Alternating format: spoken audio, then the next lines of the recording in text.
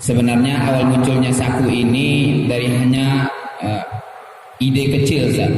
Ide kecil atas keprihatinan, rasa sayang dan kasih kami terhadap saudara-saudara kita yang belum bisa membaca Al-Quran. Coba saya tanya, Rasulullah belajar Quran umur berapa? Berapa? 40. 5 ayat. Nabi belajar Al-Quran 40 tahun, itu baru kenal wahyu. Apakah Nabi waktu belajar langsung bisa? Tidak bisa.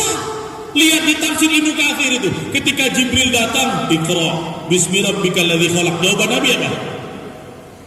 Ma'ana biqari. Bisa. Saya mana bisa baca. Jadi kalau peserta saku, saya nggak bisa usah, nggak apa-apa. Rasulullah pertama kali belajar sama Jibril, dia bilang apa? Aku tak bisa baca. Karena gurunya datang nggak pakai WA, tiba-tiba tegrep aja kan. Coba kalau di saku gurunya dikasih WA, di grup jangan lupa belajar. Enak kan? Dalam hadis itu Nabi bilang, Iqra'il Quran, bacalah Al-Quran, fa innahu ya'ti, karena sesungguhnya dia akan datang yaumul qiyamah, di hari kiamat, syafi'an, sebagai pemberi syafaat. Tapi nggak habis di situ hadisnya. Bacalah Al-Quran karena Al-Quran akan datang di hari kiamat sebagai syafaat. Kata-kata terakhirnya apa? Li ashabihi, kepada sahabatnya.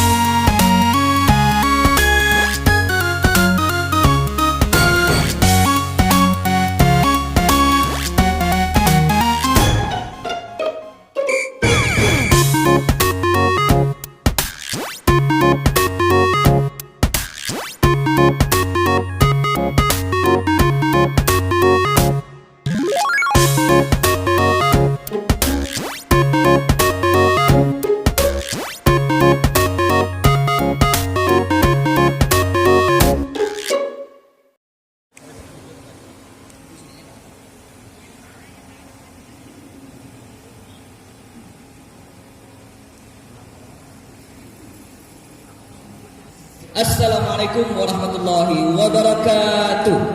Waalaikumsalam warahmatullahi wabarakatuh. Alhamdulillah ala kulli ni'amillah wala haula wala quwwata illa billah.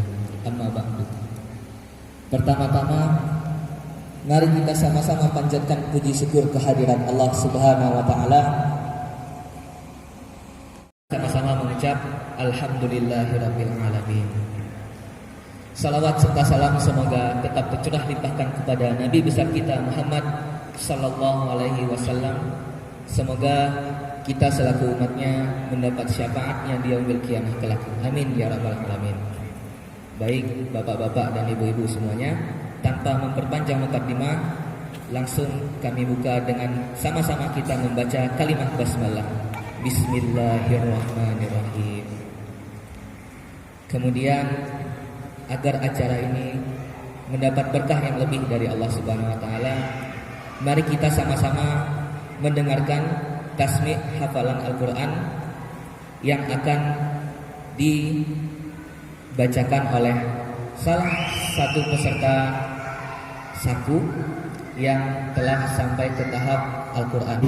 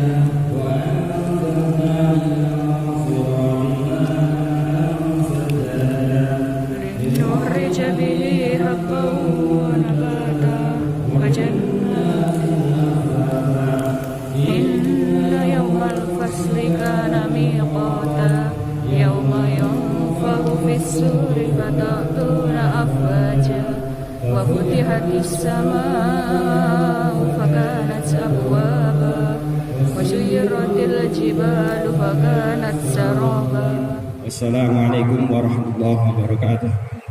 Ustadz Zakirman, kepada beliau kami persilahkan.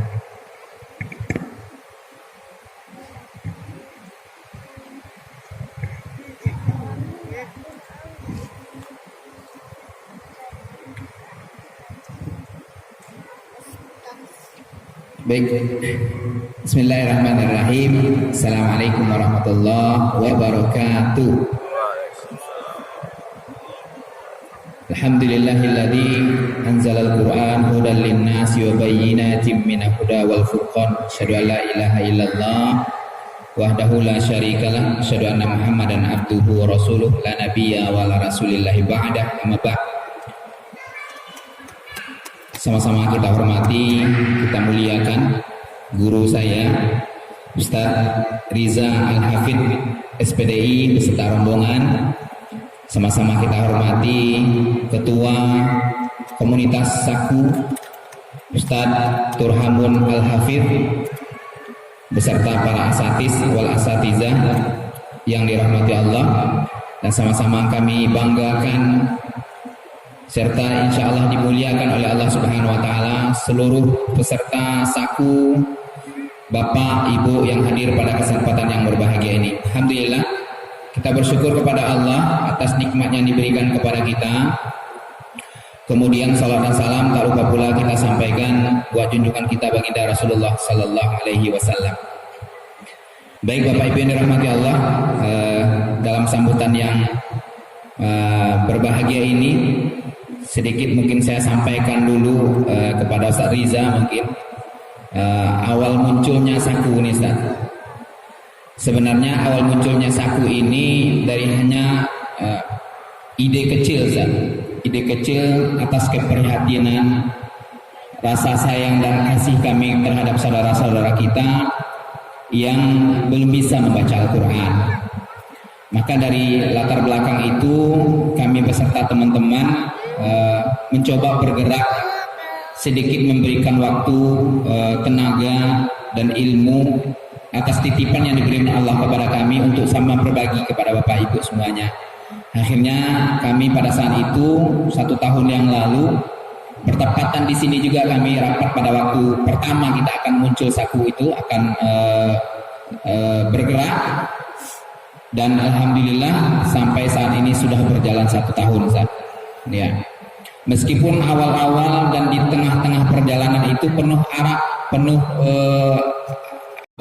penuh halangan dan sebagainya, karena ustaz-ustazahnya juga mempunyai kesibukan yang banyak, para pesertanya juga mempunyai kegiatan yang banyak, sehingga muncul kegalauan kan? Kira-kira bertahan tak Saku ini? Nah, muncul sebuah kecemasan, jangan-jangan ini nggak bertahan ini. Kalau seandainya artis itu sempat bisa eksis sekian tahun, ya, kira-kira saku ini bisa bertahan nggak sekian tahun gitu kan? Tapi alhamdulillah atas rahmat dari Allah Subhanahu Wa Taala, alhamdulillah saku ini bertahan sampai hari ini. Insya Allah kita akan tasyakuran 1 tahun berjalannya saku Bintan yang sudah kita bergerak bersama-sama. Kenapa ini kita lakukan Bapak Ibu yang dirahmati Allah? Saya merasa seperti ini Bapak Ibu. Saya ini tidak punya pesantren. Saya tidak punya santri yang ribuan seperti para kiai, para ulama, yang mana mereka untuk mencapai surganya Allah, untuk mendapatkan surganya Allah, mereka berjuang lewat pesantren. Puluhan pesantren yang ia miliki, ratusan bahkan ribuan murid mereka yang mereka punya. Sehingga jalan mereka untuk masuk surga itu lebih banyak.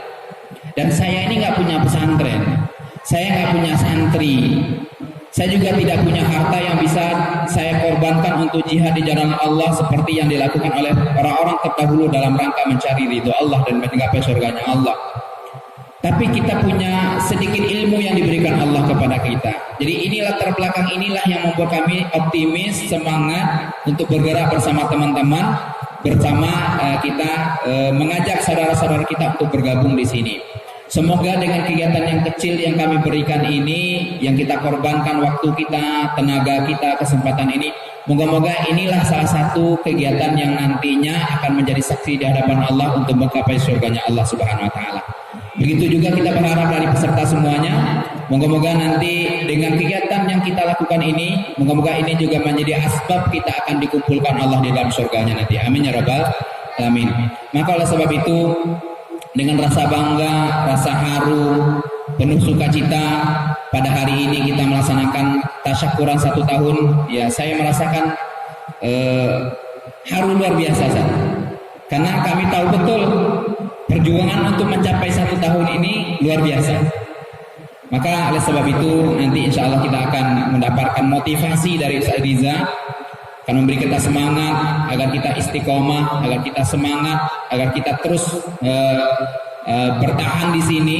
Ya, moga-moga ini menjadi salah satu kita akan dikumpulkan Allah di dalam surganya nanti. Amin ya rabbal alamin.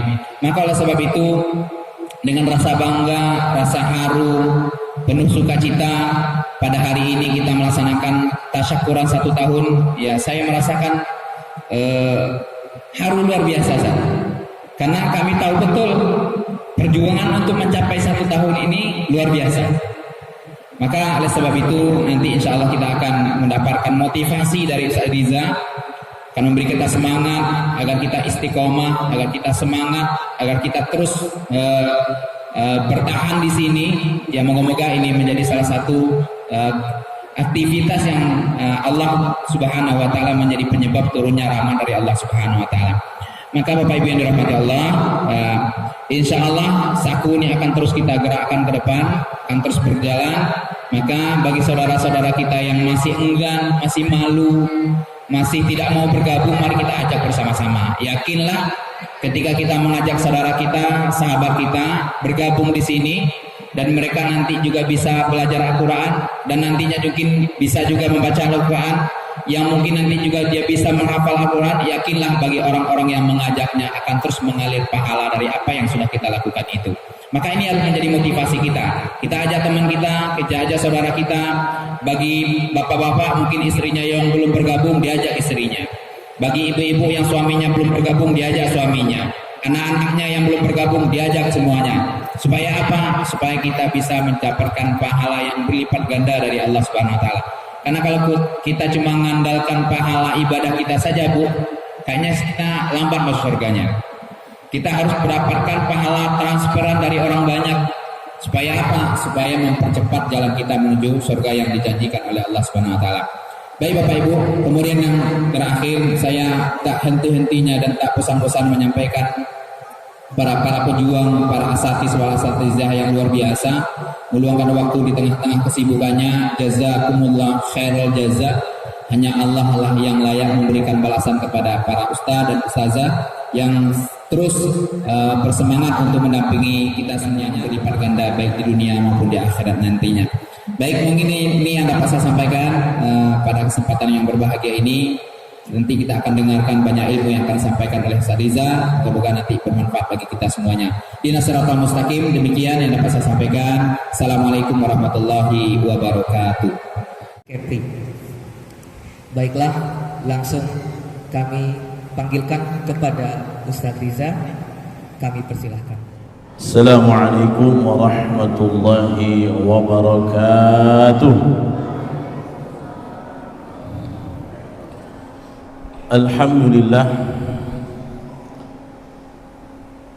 alhamdulillahilladzi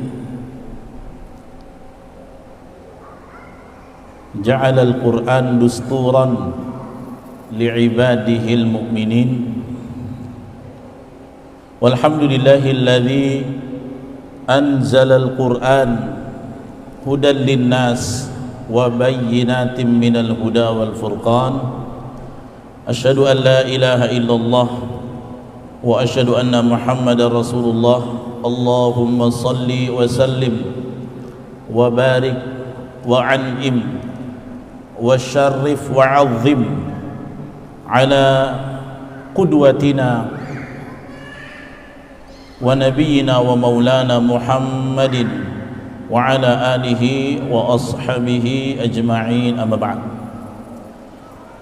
Setelah memuji Allah, bersalawat ke atas baginda Nabi Muhammad sallallahu alaihi wasallam, saya pada hari ini berbahagia karena saya melihat wajah-wajah calon-calon min ahlil jannah, min abwabi qari'il Quran, yang saya yakin insyaallah akan masuk surga melalui satu gerbong, yaitu gerbong orang yang ahli Quran.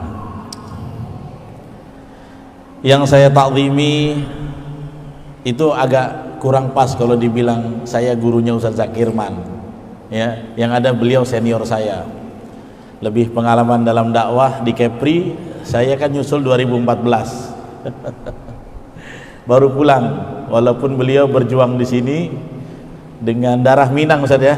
Kalau saya asli orang Tanjung Pinang berdarah Melayu, baru pulang lagi 2014 berkelana di Jawa Barat dan di ibu kota.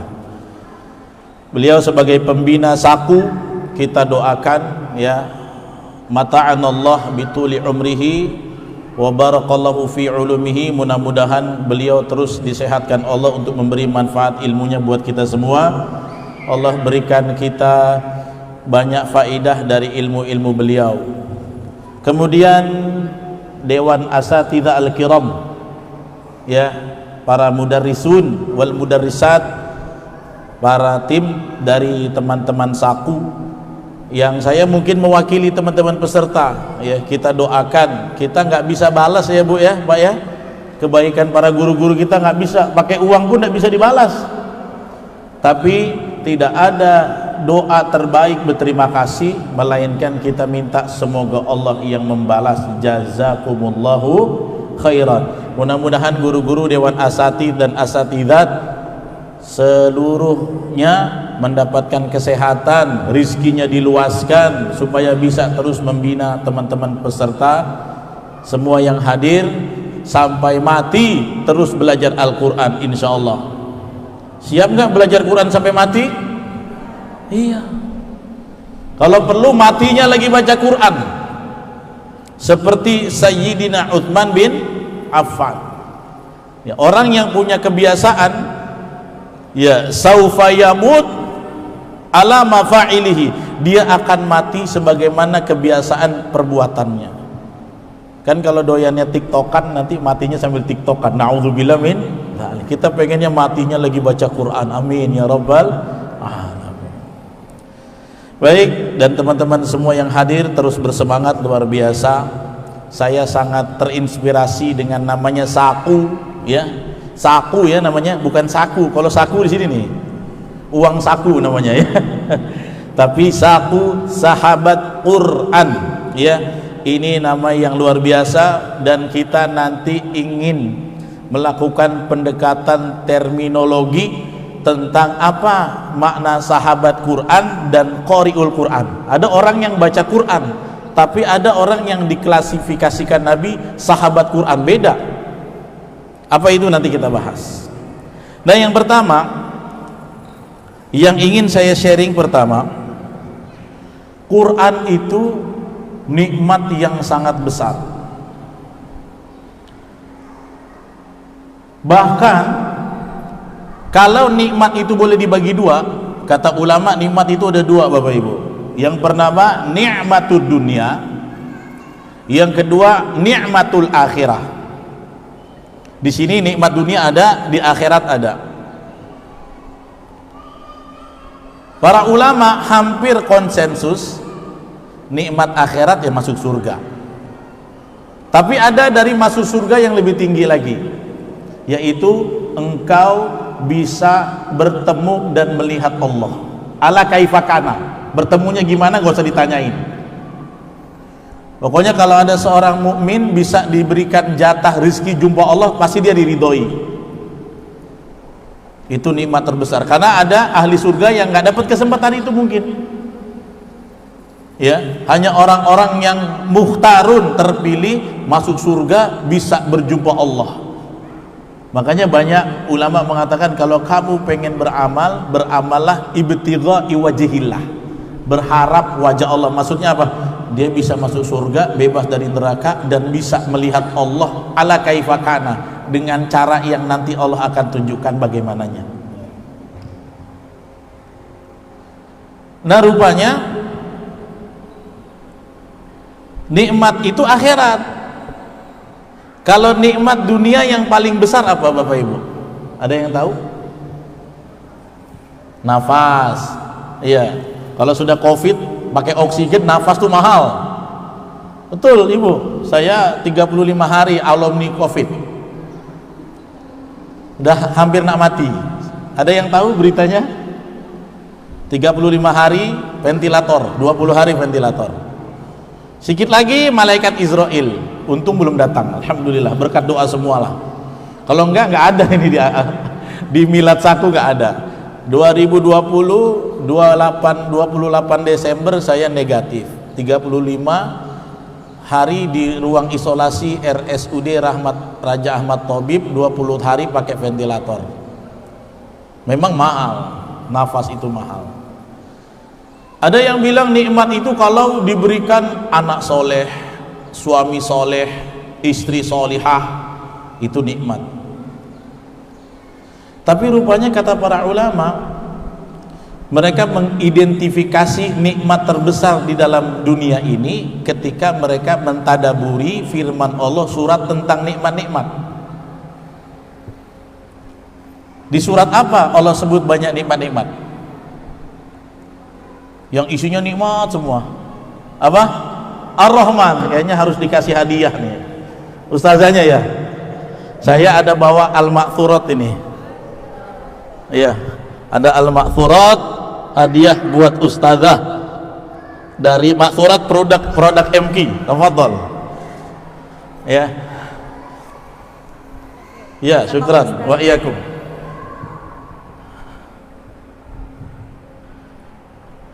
Jadi kita kan kenal surat Ar-Rahman. Ar-Rahman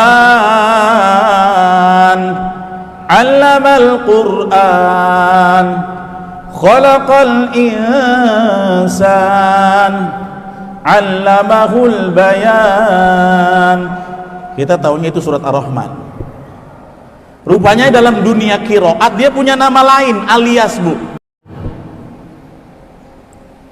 Karena saking banyaknya nikmat yang disebut, sampai yang detail, sampai bidadari, sampai buah-buahan, sampai surganya dua dari emas dan dari perak, di situ disebut semua. Karena itu tentang mensyukuri nikmat diulang puluhan kali. Fabi ayyi ala'i rabbikuma tukadziban. Dia punya sebutan lain yang banyak orang nggak tahu. Selain Ar-Rahman, rupanya dikenal dalam dunia Qurra namanya surah An-Ni'am. Ni'am itu bentuk jamak dari ni'matun. Ni'am itu artinya nikmat, nikmat, nikmat, nikmat, karena di dalam surat itu isinya nikmat. Rupanya di dalam surat nikmat-nikmat itu, nikmat yang pertama disebut itu apa? Pertama kan ayat pertama Allah sebut sifatnya Ar-Rahman. Ayat kedua apa? Allamal Qur'an. Ketiga, khalaqal insan. Rupanya kata para qurra, setelah Allah sebut sifatnya yang agung Ar-Rahman, yang kedua bukan Allah bilang nikmat hidup di dunia, nikmat hidup diciptakan, tidak, nikmat Allah ajarkan Quran sama kita. Makanya ketika itu Allah sebut Allamal Qur'an, baru Allah sebut khalaqal insan. Gara-gara ada Quran lah kita hidup ini jadi nikmat, tahu arahnya kemana, ada buku petunjuk. Kalau ibu hidup nih sekarang kaya, punya harta banyak, gak ada Quran, kira-kira tahu gak arah ke surga di mana? Apa kalau tahu? Untuk apa punya uang miliaran, ratusan juta, tapi masuk neraka? Gak usah hidup. Untuk apa enak kalau di sini gak ada arahnya? Maka Allah tunjukkan nikmat terbesar supaya kamu terarah balik ke akhirat, masuk surga. Diberikanlah anzalal Quran. Allah turunkan Al-Quran sebagai nikmat. Kita jadi manusia yang selamat dunia akhirat dengan adanya Al-Quran. Makanya Al-Quran itu nikmat terbesar di dunia, kata para ulama. Nikmat terbesar di akhirat berjumpa Allah, nikmat terbesar di dunia diturunkannya Al-Quran. Nah, Al-Quran ini, saya pengen ajak back to the future, ibaratnya balik ke masa dulu. Tadi saya tanya Ustaz Zakirman, di sini metodenya pakai apa? Iqra, Ustaz. Pakai Quran. Di situ ada lagi mushafnya dari Yakesma ya. Yakesma kita doakan mudah-mudahan teman-teman Yakesma juga diberikan kebaikan yang banyak, pahala yang banyak. Itu udah nikmat besar tuh mushaf. Teman-teman mesti tahu, pada awal pertama kali Al-Quran diajarkan bi ghairi sahifah, nggak ada lembarannya. Coba kisah Nabi terima wahyu di Gua Hira, ada nggak mushafnya diturunin melalui Jibril? Kalau ada, cetakan mana? Ada, Bu? Nggak ada. Terus dari mana Jibril mengajarkan? Bil lisan, talaki, pertemuan face to face. Gimana caranya? Jibril baca, Iqra bismi rabbikal ladzi khalaq, khalaqal insana min 'alaq, Iqra wa rabbukal akram alladzi 'allama bil qalam 'allamal insana ma lam ya'lam. Faqara'a amama Muhammad wa sami'a bi udhunihi. Nabi mendengar, kemudian Nabi ngulang lagi, mentasmi'kan. Seperti Bapak Mukhlasin tadi ya, mentasmi'kan juz 30. Berapa lama Pak Mukhlasin belajar di sini? Berapa bulan? 1 tahun ada? Pertama kali masuk Iqra 5, Masya Allah, Iqra 5. Setahun sudah hafal An-Naba, An-Nazi'at, Abasa. Walaupun ada hilang-hilang sedikit ayat, Masya Allah, mudah-mudahan isi koma, jadi hafiz 30 juz. Dulu Al-Quran tuh nggak ada mushafnya, ibu bapak, dibacanya guru. Kalau mau belajar sama guru, gurunya bacain, ibu dengerin, bapak dengerin aja. Sudah dia bacakan, ditalkin, baru kita ikut niruin. Kita nirukan, salah dibetulin sama gurunya. Jadi pertama kali Al-Quran itu bi ghairi sahifatin, nggak pakai lembaran-lembaran, nggak ada. Jadi harus pakai ditalkin sama guru. Guru baca, kita dengar, kita nyimak. Nggak ada. Sahabat Nabi belajar Al-Quran dari para hafiz di kalangan para sahabat. Ada namanya Abdullah ibn Mas'ud, ada namanya Zaid ibn Thabit, ada namanya Ubay bin Ka'ab, ada namanya Salim Maula Abu Hudzaifah. Ini guru-gurunya, sahabat yang lain jadi santrinya mereka. Dan sekali lagi saya bilang, tidak pakai lembaran. Jadi gimana? Talaki bil lisan, nggak ada. Nah kemudian terjadilah dinamika perjalanan dakwah. Terjadi ada perang Yamamah, ada peristiwa Bi'ru Ma'unah. Banyak para hafiz di kalangan para sahabat meninggal. Setelah Nabi wafat, banyak para hafiz meninggal. Digantikanlah oleh Abu Bakar As-Siddiq 2 tahun jadi khalifah. Ketika banyaknya ahli Quran meninggal, Umar bin Khattab khawatir nanti kalau para hafiz meninggal susah nak ngajarkan Quran sama orang. Gimana solusinya? Kata Umar, ngusulkan ke khalifah, ya, najma'ul Quran. Yuk kita bikin proyek namanya Jam'ul Quran, ngumpulin semua Quran terus dibukukan, dibikin manuskrip, dibikin jadi sohifah, tuh artinya lembaran. Makanya kita sebut apa? Mushaf, dari kata sohifah, jamaknya suhufun. Suhufun tuh lembaran-lembaran, lembaran yang sudah dibukukan namanya mushafun. Waktu itu nggak sembarang diterima. Abu Bakar bilang apa? Hadhihi bid'ah. Jangan Umar, ini bid'ah. Nabi nggak pernah suruh-suruh Quran dibukukan. Nah, makanya ini kalau ada kalangan yang menolak bid'ah secara total, Quran itu produk bid'ah itu. Makanya jangan alergi ngomongin bid'ah, biasa aja. Jangan alergi, biasa aja. Dari zaman Umar dan Abu Bakar udah biasa ngomongin ini bid'ah, jangan, nggak mau aku. Nanti bahaya ini. Tapi kata Umar dengan basirahnya, dia dapat jaminan dari Nabi. Ya, alaikum bisunnati wa sunnatil khulafa'ir rasyidin al-mahdiyyin, gitu kan.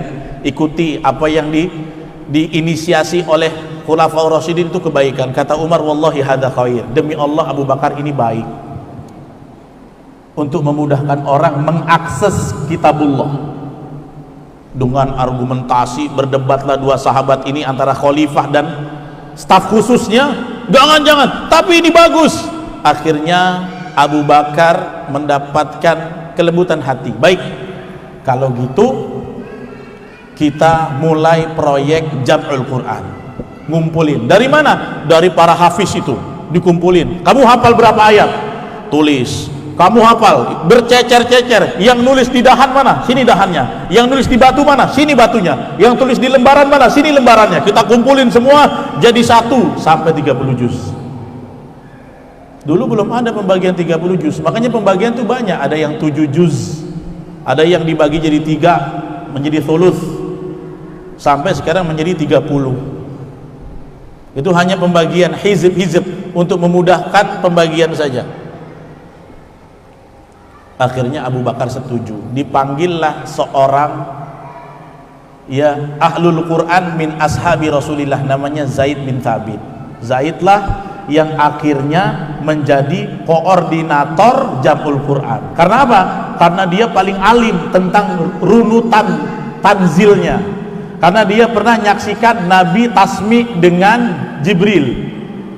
Dalam hadis Bukhari, banyak para qurra mengatakan Zaid melihat secara langsung, walaupun ulama khilaf. Waktu Nabi di akhir hayatnya Ramadan pernah mentasmikan hafalan semuanya, Zaid bin Thabit lihat. Cuman kata para ulama, lihat Jibrilnya atau tidak nggak tahu. Intinya dia dengar Qurannya ditasmi. Dia dengar.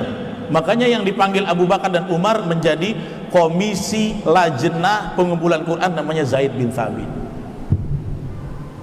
Lalu Zaid bekerja, dikumpulin para hafiz. Coba bayangin, selama itu belum rampung. Belajarnya pakai apa?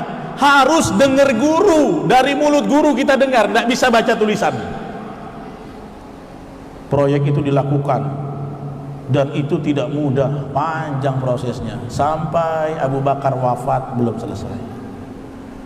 Sampai Umar jadi khalifah belum rampung juga. Alhamdulillah bifadlillah, dengan karunia Allah, akhirnya proses mushaf itu selesai di masa Sayyidina Utsman bin Affan radhiyallahu anhu. Makanya disebut dengan mushaf Utsmani, ya kan? Karena apa? Selesainya di zaman Sayyidina Utsman bin Affan. Kemudian beliau cetak dengan 7 dialektisasi. Itulah qiraah sab'ah. Dikirim ke Kufah, dikirim ke Syam, dikirim ke Madinah, dikirim ke Mekah, sesuai dengan dialek masing-masing. Ada yang ghairil maghdubi alaihim, ada yang ghairil maghdubi alaihum, ada yang ghairil maghdubi alaihimu. Nah, itu cuma qiraah sab'ah. Kalau gitu Ustaz, gak usah dipikirin dulu. Yang penting juz 30 dulu ya. Itu nanti ya, kalau udah 30 juz. Itu ilmu qiraat, nanti aja. Pusing saya Ustaz. Ada wadduha, ada wadduha, ada wadduhe, ada imalah sugro, ada imalah kubro. Intinya artinya sama, cuma perbedaannya dialek. Nanti kalau sudah 30 juz baru bilang sama Ustaz Zakirman, kami nak belajar yang itulah. Kalau sekarang belum lagi tuntas, jangan. Nanti mending duluan sebelum belajar. Tapi supaya tahu bahwa Al-Quran itu khazanah ilmunya luas. Nah, setelah itu Anda tahu, waktu dirampungkan di zaman Sayyidina Utsman itu bi ghairi nuqat, gak ada titiknya. Apalagi harokat, alif di atas a, alif di bawah i. Mimpi kalau hari itu ada harokat. Jadi Anda harus tahu, awal perjuangan belajar Quran itu tidak senikmat di Saku hari ini. Guru Al-Quran juga harus semangat. Kita enak tinggal di atas tuh rambutnya gondrong lagi. Dulu para asatid, antum harus talqin pakai mulut antum. Kalau muridnya connect, kalau tak connect, abasa wa tawalla, abasa wa tawalla.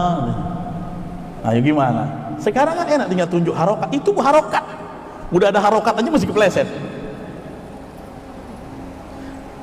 Rampung di zaman Utsman bi ghairi nuqat, tanpa adanya titik. Jadi huruf ba, huruf ta, huruf tha podo wae sami mawon. Perahunya doang, belum ada nuqat. Teman-teman harus tahu, nanti adanya titik itu di zaman Sayyidina Ali meninggal. Inisiatornya Sayyidina Ali. Teman-teman yang belajar nahwu pasti tahu, penemu ilmu nahwu namanya Abul Aswad Ad-Duali, inilah yang mempelopori ini. Dulu itu udah huruf ba, ta, tha sama aja, huruf sin, shin sama aja, huruf to, dho sama aja, huruf so, do sama aja. Yang bedain apa? Ya guru. Kalau gurunya bilang do berarti do, kalau enggak ada titiknya. Enggak ada. Di zaman Sayyidina Ali, bahkan di zaman Umar, mulai itu orang sabqul lisan, kesalahan baca. Termasuk ada yang baca tentang ayat-ayat zakat, innamas shadaqatu lil fuqara, innamas shadaqati, ada yang baca shadaqati. Umar gelisah. Di zaman Utsman terjadi, di zaman Ali lebih parah, ada yang membaca annallaha bari'um minal musyrikin wa rasuluh. Harusnya kan begitu surat Taubah. Tapi ada yang baca namanya A'rabi, dia baca annallaha bari'um minal musyrikin wa rasulih. Meleset sedikit aja. Artinya apa? Annallaha, sesungguhnya Allah bari'un, berlepas diri, ya. Annallaha bari'um minal, ya. Annallaha bari'um minal musyrikin, sesungguhnya Allah dan Rasulnya berlepas diri dari orang musyrik. Begitu ya. Gara-gara salah baca Ali marah. Jadi kalau pakai rasuli artinya Allah berlepas diri dari orang musyrik dan Rasulnya. Sejak kapan Allah berlepas diri dari Rasulnya, kata Sayyidina Ali. Wa kaifa qara'ta anifan, gimana kamu baca? Begini, salah, dibetulkan. Annallaha bari'um minal musyrikin wa rasuluh. Beda, rasuluh sama rasuli beda. Beda harokat, beda arti. Sesungguhnya Allah berlepas diri dari orang musyrikin, Rasulnya juga berlepas diri dari orang musyrikin. Begitu, bukan Allah berlepas diri dari orang musyrikin dan Rasulnya, nggak mungkin. Akhirnya Sayyidina Ali mengutus seorang politisi Abul Aswad Ad-Duali itu politisi, pemimpin, pernah jadi gubernur. Karena dia punya kekuatan bahasa Arab yang bagus, menguasai gramatikal, akhirnya saat itulah diusulkan Al-Quran pakai titik.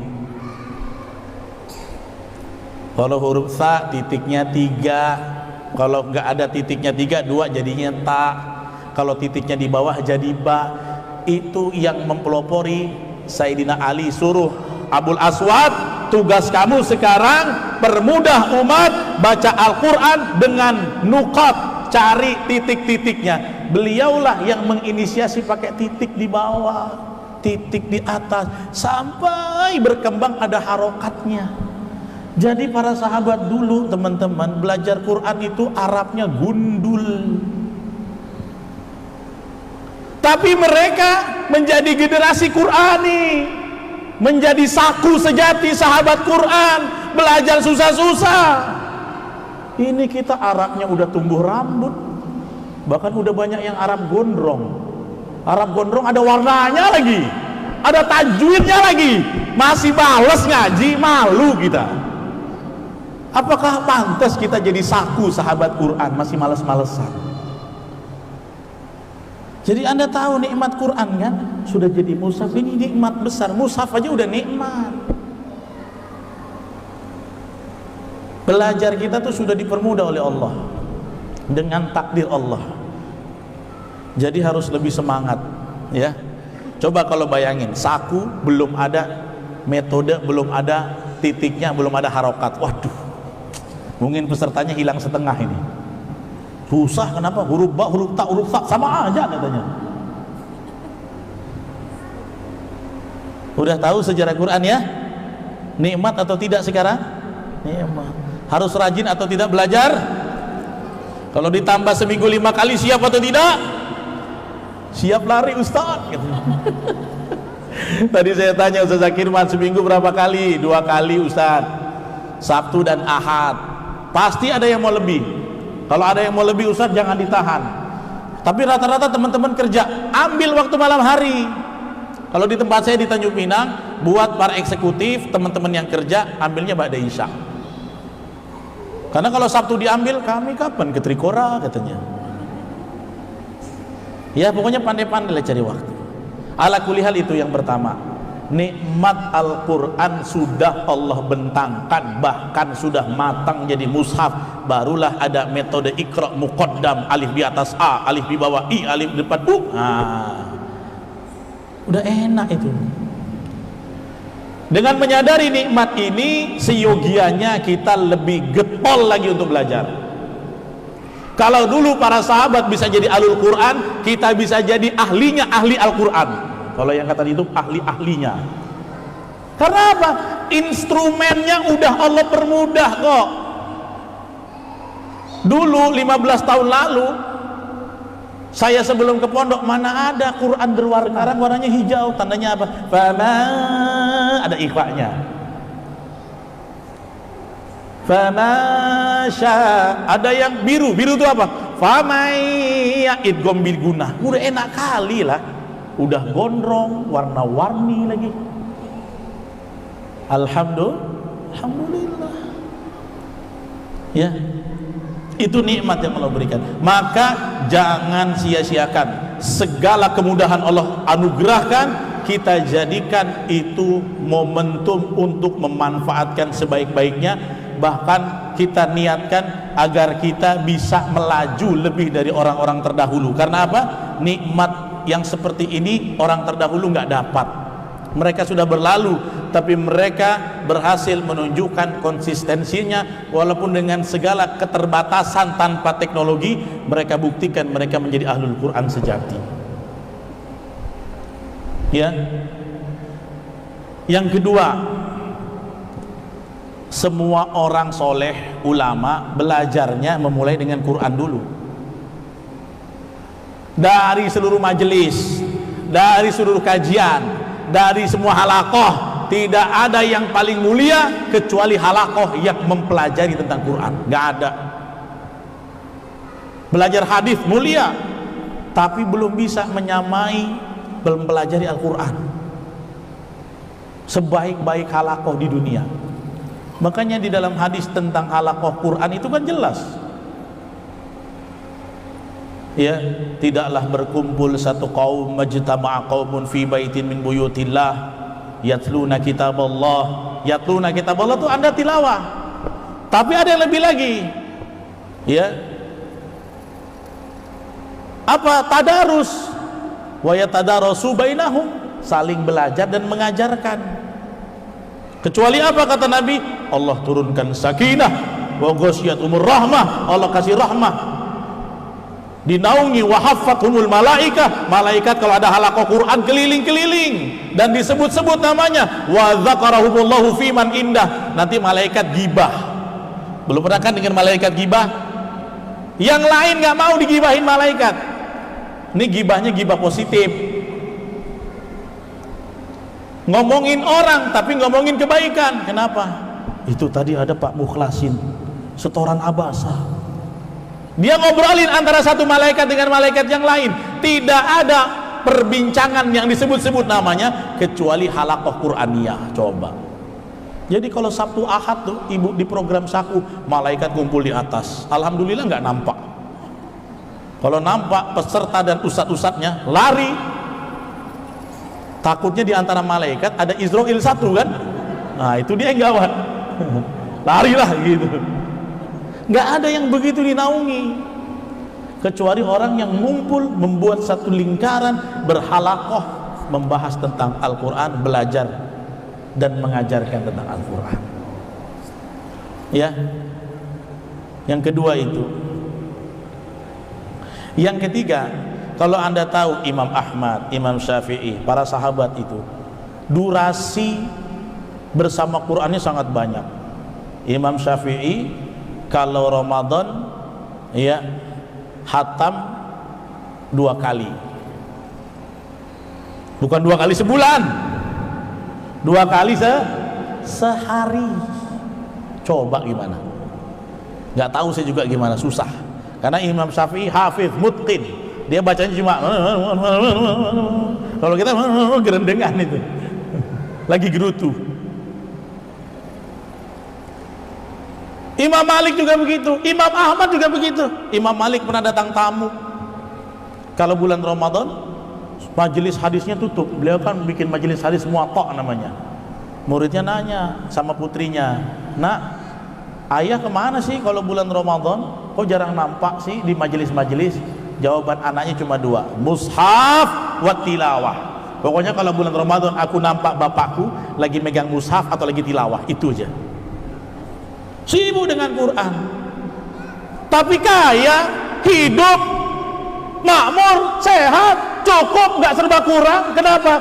Gara-gara ta'amul, interaksi dengan Al-Qur'annya banyak, berkahnya banyak. Makanya lihat para ulama, ada yang berdagang, ada yang Imam Hanafi jual kain, cari duitnya 4-5 jam, sisanya ibadah bersama Quran juga.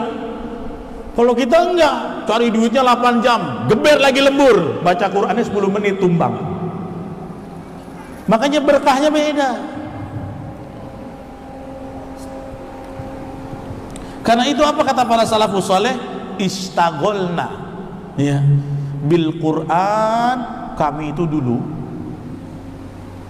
Ya, ini kalau nggak salah kata Imam Al-Mubarak, istagolna bil Quran, kami itu dulu sibuk dengan Al-Quran, fagomaratnal barakat wal khairat, maka kami diliputi keberkahan dan kebaikan. Cari duit sedikit dapat.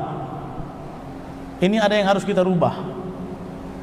Jangan jadikan Quran itu sisa-sisa waktu dan tenagamu.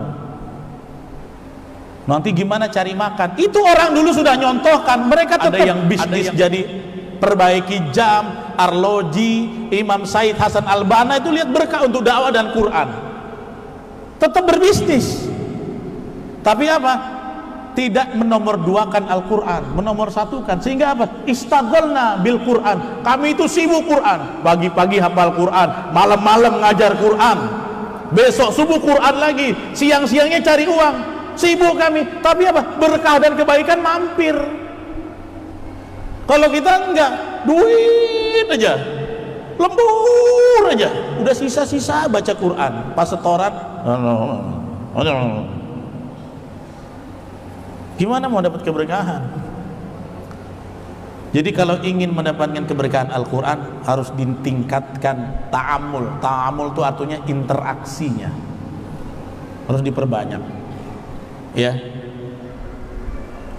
saya sudah disuruh hafal juz 29. Ada nggak yang sudah hafal juz 29? Belum ya? Belum ya? Juz 30 itu makin susah Ustadz. Nanti di yang depan kita hafal, yang di belakang lari, buntut kita kejar, kepala hilang. Itu baru juz 30. Lain kalau udah 5 juz, lain lagi udah 10 juz, lain lagi. Ya tapi dengan begitu kita disibukkan dengan Quran, keberkahan makin banyak. Orang-orang dulu begitu, bersama Qurannya banyak, cari duit tetap. Cuman cari duit nggak terlalu banyak durasi, berkah aja Allah kasih. Karena apa? Ta'amul ma'al Quran, memperbanyak interaksi dengan Al-Quran. Jadi jangan cuma interaksi Quran tuh di sakunya aja. Kalau perlu ketika pertemuan saku itu sudah matang, tinggal setoran hafalan. Dulu saya sama Kiai Haji Abdul Aziz, sebelum saya setor hafalan, saya sudah setor duluan sama kakak kelas. Jadi kalau pas ketemu, jadi saya mempersiapkan diri sudah betul-betul matang. Bahkan waktu saya pertama kali dibetulkan bacaan, sebelum saya dibetulkan kiai, saya screening dulu ke kakak kelas saya gitu. Tapi sekarang nih Ustaz Zakirman, kadang kalau nggak lihat muka kita, nggak megang Quran dia tuh murid. Ada yang baru datang subuhan nih halaqah Quran, kok nggak lancar? Tadi pas nyampe masjid lihat Ustaz baru menghafal katanya. Kadang begitu. Nah ini jangan kita rubah. Kita perbanyak ta'amul, setiap hari ditingkatkan. Nanti giliran halaqah bersama saku Sabtu Ahad tinggal lancar bacanya. Kalau saya dulu punya target, gimana ketika ketemu musyrif guru pembimbing dia cuma manggut-manggut aja tuh. Jadi kalau sudah mundur halaqah gimana? Tak ada komen, mantap. Itu suka saya. Guru pun suka kalau gitu, ya kan? Kita kalau pesertanya mulus, tapi kalau ini malas nih. Bisa nggak begitu? Targetnya nanti pas pertemuan Ustadz Zakirman dan Ustazah atau siapapun yang nyimak itu mantap. Ya, saya dulu punya partner lah. Sekarang beliau jadi guru tahfiz di Al Ihsan Boarding School. Namanya Ustadz Rumihin. Ustadz Rumihin namanya. Itu kalau setoran hafalan beliau sama saya 8 bulan 30 juz selesai. Kalau nggak salah ya, 8 bulan atau 1 tahun sambil ngajar di SD ITL Madinah waktu itu. Setiap sepekan sekali setoran 5 lembar sampai 30 juz. Itu bisa ngantuk sendiri saya kalau nyimak. Dari 5 lembar itu berapa? 10 halaman. Seminggu sekali ketemunya. Setiap minggu dia setor 10 halaman. Sambil ngajar pagi, pulang ngurus bini. Bisa. Selesai 30 juz. Itu kalau nyimak dia hampir nggak ada salah. Begitulah kalau pengen jadi talibul Quran yang berprestasi, jadi murid Quran yang berprestasi. Ketemu guru memang udah matang. Ya. Dan yang keempat teman-teman, kita hidup ini badannya ada nyawanya kalau rajin baca Quran, rajin belajar Quran. Karena Quran itu ruh. Kalau ada seorang manusia punya segalanya tapi nggak ada Quran dalam hatinya, itu seperti bangkai, seperti jasad mati. Orang kalau jasadnya nggak ada ruhnya, dengar azan muak dia, dengar Quran panas. Pernah nggak lihat gitu? Jangan keras-keras lah bacanya, itu panas tuh. Kebanyakan jin dalam telinganya. Ruhnya mati. Ruhnya mati kalau dengar ceramah di YouTube. Apa ini? Kalau mukbang oke. Tapi kalau ruhnya hidup, dengar Quran apa? Enak kali, tambah lagi. Makanya di dalam Al-Quran, dalam surah Asy-Syura apa kata Allah? Wa kadzalika auhayna ilaika ruha. Dan demikianlah kami wahyukan kepadamu Muhammad ruhan. Quran itu. Kata para mufassirin ruhan itu wa kadzalika auhayna ilaikal Quran. Quran disebut Allah apa? Ruh. Kalau ada seorang manusia tidak ada Quran dalam kesehariannya, kayak jasad tidak bernyawa. Coba deh, orang yang rajin ngaji Quran, rajin menghafal Quran, kalau dengar azan pasti integrasi. Ringan dibawa sholat, dengar pengajian senang. Allah sebut seperti itu. Wa kadzalika auhayna ilaika ruham min amrina, dan telah kami wahyukan kepadamu Muhammad ruh dari sisi kami dalam perkara kami. Apa itu? Al-Qur'anul Karim. Ya. Berapa yang keberapa tuh? Keempat. Yang kelima, kalau kita sering-sering mempelajari Quran, baca Quran, hafal Quran, hidupnya lapang. Kalau orang yang jauh dari Quran hidup sempit. Tahu nggak kalau orang hidup sempit? Dia ngajarnya, dia nyari duitnya banyak, tapi kok utangnya banyak juga. Anaknya banyak, tapi nggak ada yang soleh, sempit hidupnya. Biasanya apa? Orang yang jauh dari Quran begini. Tapi ada orang yang ngajar ngaji aja, anaknya 8 bahagia aja dia. Ngajak jalan-jalan jadi aja, bikin rumah selesai aja. Apa? Allah kasih kelapangan. Rezeki yang enak tuh bukan yang banyak, yang lapang. Makanya doa Nabi minum air Zam-Zam itu apa? Allahumma inni as'aluka ilman nafi'an wa rizqan wasi'an. Kalau thayyiban doa pagi petang. Kalau minum air Zam-Zam sambil menghadap, Allahumma inni as'aluka ilman nafi'an wa rizqan wasi'an wa shifaan min kulli da'. Ada kata-kata rezeki yang lapang. Kalau minta tuh yang lapang. Kalau banyak tak lapang percuma. Coba, dapatnya 10 juta, pembayaran hutang 25 juta, sempit. Tapi kalau lapang, gaji 5 juta kok bisa beli mobil ya? Gaji 7 juta, rumahnya tipe 72, itu lapang. Minta yang lapang. Mau lapang bagaimana? Jangan cuekin Quran dalam hidupmu. Ya, makanya di dalam Al-Quran Nabi bilang apa? Wa man a'rada 'an dzikri fa inna lahu ma'isyatan dhanka wa nahsyuruhu yaumal qiyamati a'ma. Kalau ada seorang muslim, ada Al-Quran, ada program saku, nggak mau dia berpaling, kata Allah apa? Siapa yang berpaling dari kitabku, zikri ay kitabi, kata Imam As-Sa'di.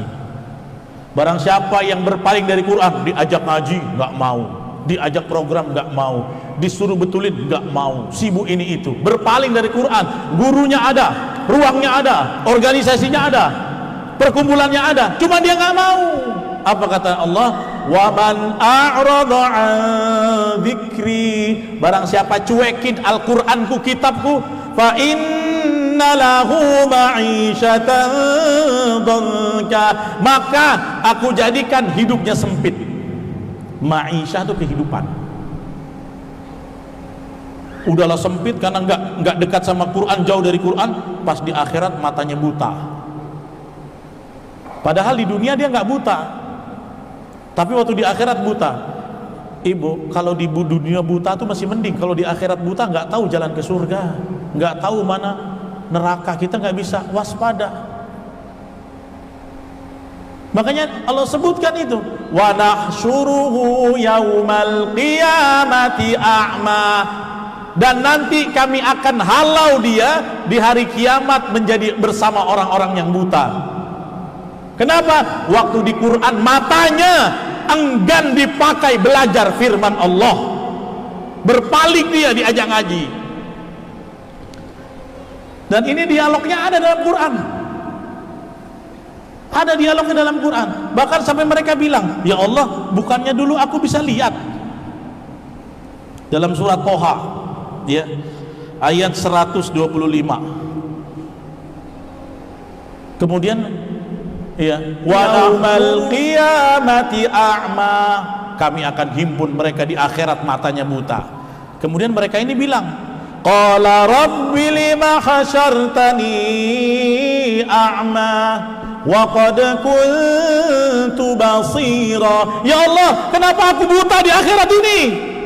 Wa qad kuntu basira, dulu aku di dunia bisa lihat. Kenapa? Bingung dia. Itulah tipe manusia yang diajak ngaji nggak mau, berpaling. Dijawab lagi oleh Allah di 126 surat Toha. Apa kata Allah? Qala kadzalika atatka ayatuna fanasitaha wa kadzalikal yauma tunsa.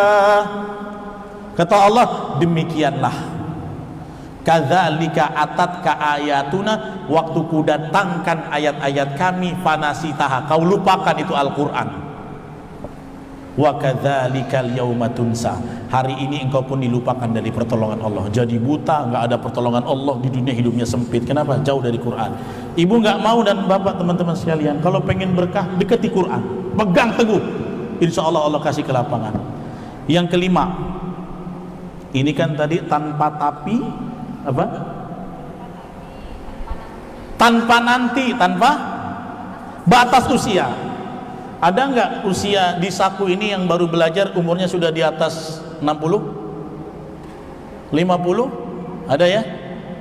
Saya telat belajar. Saya kalau dengar yang begini, saya belajar umur 40, saya telat. Nggak ada telat.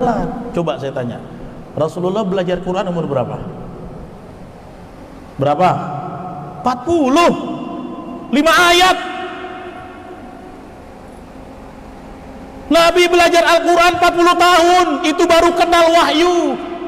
Apakah Nabi waktu belajar langsung bisa? Tidak bisa. Lihat di tafsir Ibnu Katsir itu, ketika Jibril datang, Iqra bismi rabbikal ladzi khalaq, jawaban Nabi apa? Ma'ana biqari. Ustaz, saya mana bisa baca. Jadi kalau peserta saku, saya tidak bisa Ustaz, nggak apa-apa. Rasulullah pertama kali belajar sama Jibril, dia bilang apa? Aku tak bisa baca. Karena gurunya datang nggak pakai WA, tiba-tiba tegrep aja kan. Coba kalau di saku gurunya dikasih WA di grup, jangan lupa belajar. Enak kan? Jibril datang tuh nggak pakai muqaddimah, pertama kali tiba-tiba suruh Iqra bismi rabbikal ladzi khalaq. Jawaban Nabi apa? Ma'ana biqari. Nabi pertama kali belajar tidak langsung tokcer. Jadi kalau belajar kita tuh dari awal terbata-bata, susah payah. Nabi juga mengalami fase itu. Nabi mulai umur 40. Jadi ibu yang 40, 50, 60 baru mulai, bapak nggak usah minder. Nabi aja belajar 40 tahun. Makanya kalau anak kita 9 tahun sudah bisa juz 30, ini udah mantap prestasi. Udah mantap. Ya, tanpa batas usia. Belajar tuh nggak kenal usia. Wong Nabi kita aja mulai umur 40. Maka nggak ada kata telat. Saya telat belajar. Kalau ada yang ngomong gitu, Ustadz tolong dihapus itu ramusnya. Nggak ada kata telat. Selama kita punya nyawa masih belum melewati kerongkongan, maka tidak ada kata telat untuk belajar Al-Quran. Yang terakhir, kita selama ini kenal syafaat dari Nabi. Mudah-mudahan kita mendapatkan syafaat dari Rasulullah. Sering dengar kata-kata itu kan? Tapi kenapa kita kadang lupa bahwa Al-Quran itu bisa beri syafaat? Syafaat itu secara terminologi artinya pertolongan. Syafaat itu pertolongan. Jadi sesuatu yang kita amalkan akan nolongin kita. Kita mengamalkan sunnah bersolawat, nanti Nabi akan tolong kita. Syafaat itu bukan cuma hebat kamu, enggak, pertolongan di hari kiamat. Dan rupanya syafaat itu bukan cuma dari Nabi saja. Teman-teman belajar Al-Quran di saku, ngaji di rumah, itu sedang memperjuangkan syafaat. Dalam hadis sahih riwayat Imam Muslim, Nabi bilang gitu, Iqra'il Quran, bacalah Al-Quran. Tapi ingat, di dalam hadis itu pakai alif lam, berarti bacanya mesti habis. Bahkan bukan cuma yasinan saja, kahfian saja. Iqra'il Quran itu berarti 30 juznya harus terbaca tunai. Kata para ulama, minimal kita itu, minimal khatam itu paling sedikit setahun 2 kali, paling sedikit. Berarti per 6 bulan mesti khatam. Ini paling sedikit. Idealnya odoj itulah ideal. One day one juz itu paling ideal. Kalau expert 10 hari. Ya. Kalau qari ya atau hufaz itu kalau bisa yang mutqin 3 hari sekali. Ini susah memang. Dalam hadis itu Nabi bilang Iqra'il Quran, bacalah Al-Quran, fa innahu ya'ti, karena sesungguhnya dia akan datang yaumal qiyamah, di hari kiamat, syafi'an, sebagai pemberi syafaat. Tuh. Tapi nggak habis di situ hadisnya. Bacalah Al-Quran, karena Al-Quran akan datang di hari kiamat sebagai syafaat. Kata-kata terakhirnya apa? Li ashabi, kepada sahabatnya. Bukan disebut li qari'ihi, bukan. Kenapa disebut kepada sahabat? Makanya kata para ahli hadis, ini syafaat li ashabil Quran. Ashab sama dari kata sahabat. Ibu, beda nggak punya teman kenalan dan sahabat? Beda nggak? Oh, itu kenalan saya. Kalau kenalan apa? Pernah jumpa sesekali. Kalau jumpa tegur. Kalau sahabat apa bedanya? Akrab. Teman nggak akan bisa jadi sahabat tanpa intensitas. Oh, itu teman saya, berarti cuma gitu. Tapi kalau bilang itu sahabat saya, pernah satu asrama, sahabat itu. Kalau lagi senang, dialah kena traktir. Kalau lagi nggak ada duit, dialah kena pinjam, itu sahabat. Pergi kemana, dialah ikut. Diusir, dialah temani, itu sahabat, ya kan? Kalau pengen Al-Quran menjadi syafaat, pertanyaan saya, apakah Quran sudah menjadi sahabatmu? Atau cuma kenalan? Bacanya Sabtu, Ahad, Yasinan. Ini sahabat atau kenalan? Masih kenalan. Kalau sahabat itu lagi senang dapat tunjangan bonus, baca Quran. Lagi sedih, baca Quran. Lagi pergi, baca Quran. Lagi santai, baca Quran. Lagi capek dengerin Quran. Itu baru Al-Quran terinternalisasi jadi sahabat. Kalau seperti itulah interaksinya, baru Al-Quran akan berperan menjadi syafaat buat kita. Dalam hadis Muslim ada dua nih, terakhir saya mau tutup. Yang menjadi menjadi sahabat pelindung kita, Al-Quran dan puasa. Ya. Apa kata Nabi? Al-Quran wasyam, ya. Al-Quran dan puasa itu akan menjadi pendebat di hari kiamat. Buat siapa? Pembacanya. Jadi Al-Quran gak akan rela kalau malaikat azab mau narik Anda. Gak akan rela dia. Makanya di dalam hadis itu ketika ini orang mau diseret, apa kata Al-Quran? Fasfa'ani fi, ya Allah, jangan diazab, kasih syafaatku sama dia. Ini orang udah mau diseret nih, diazab, Al-Quran gak ridho. Apa kata Quran? Ya, qara'tu lailan wa naharan. Ya Rabb, dia baca aku siang malam. Fasfa'ani fi, kasih aku, memberikan pertolongan buat dia. Aku gak rela dia diazab. Gara-gara baca aku tidurnya tertunda, gara-gara baca aku istirahatnya terpangkas. Jangan azab dia. Maka inilah orang yang mendapatkan syafaat dari Quran. Cuman harus jadikan dia sahabat. Teman-teman mau jadi dapat syafaat Quran harus jadi saku. Makanya capailah saku sejati dengan memperbanyak interaksi, belajar, menghafal, mengajarkan. Kalau pengen mendapatkan syafaat Quran, wajib menjadikan Al-Quran saku, atau menjadikan kita sebagai saku sahabat Quran. Kalau cuma kenal-kenalan, bacanya kadang-kadang, kiding-kiding, kedeng-kedeng, nggak bakal bisa jadi sahabat. Makanya dalam hadis-hadis syafaat Quran semuanya redaksinya ashabi. Tentang Iqra wartaqi waratil. Hadisnya apa Ustaz? Yuqalu li sahibil Quran. Lagi-lagi bahasanya sahabat. Akan dikatakan kepada sahabat Al-Quran, Iqra, naiklah kamu, wartaqi. Nah, nanti kapan-kapan kita bahas. Ya. Jadi mudah-mudahan siap menambah interaksi dengan Al-Quran, siap? Insyaallah. Mudah-mudahan saya doakan semua teman-teman menjadi min ahlil Qur'anil Karim, ya. Kemudian para guru-guru juga semangat, sebagaimana yang kami sampaikan tadi, bahwasanya sekarang kemudahan kita mengajar pun sudah banyak. Jadi kalau lagi malas-malas, ingatlah kisah Abul Aswad Ad-Duali, antara pergi Trikorang ngajar saku, ya Ustaz ya. pergi Trikora apa ngajar saku? Ngajarlah. Kenapa? Allah sudah kasih kemudahan saya ngajar. Untungnya saya mengajar semua perahu-perahunya sudah ada titiknya. Kalau zaman dulu nggak bisa, saku sekali pertemuan berapa jam? 1 jam.